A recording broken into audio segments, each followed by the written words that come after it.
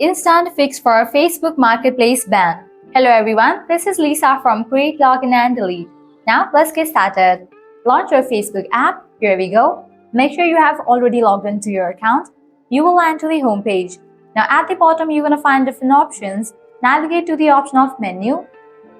Different options will appear. Scroll all the way down. Head towards the option of help and support.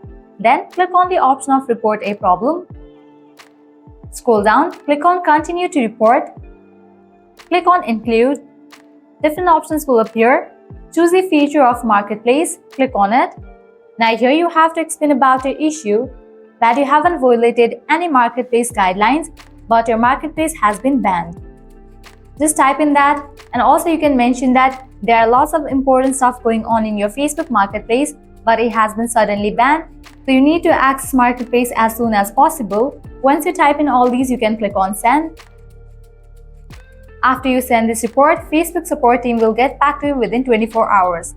You can have the communication with Facebook support team, and with that your problem will be resolved.